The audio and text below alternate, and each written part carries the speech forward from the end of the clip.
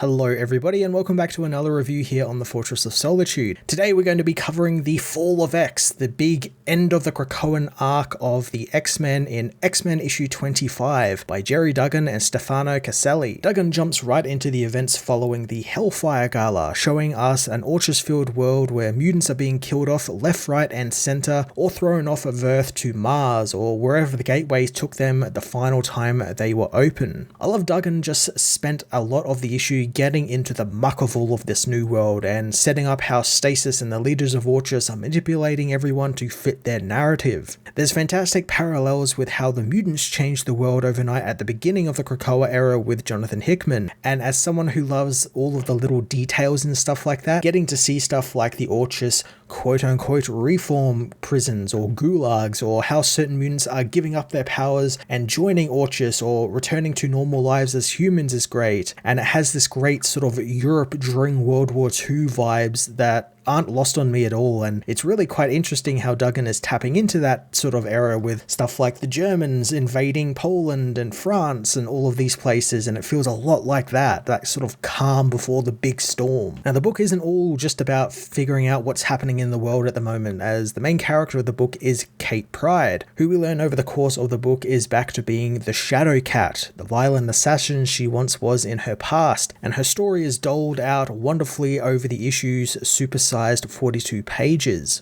The moment we see her crack towards the end of the issue and stop being the Red Queen, and this almost psychic or mental death of the Red Queen and the death of Kate Pryde as the SHADOWKAT takes over, is really quite satisfying, and it feels like we've been building up to it for quite a while now. There is a really great turmoil in Kate's character, since she clearly hates what she is becoming and hates having to resort to going back to those ways, since it still haunts her to this day, but knows that she must in order to help her kind and help defeat Orchis. I'm looking forward to Duggan digging a little bit more into SHADOWKAT's return and what her being able to use the gateways exactly means, since that is still a big mystery, and that's a big mystery that's still been going on since the very first issue of this Krakoa era started way back when Jonathan Hickman was writing it. So I'd be intrigued to see if this is what Hickman had envisioned for the character, whether he was planning on taking her back to SHADOWKAT, and what the deal is with why she can't go through the portals, since that was never, to my knowledge, explained, and I guess Duggan will get the chance to explain it very soon in this book or in some other book coming up.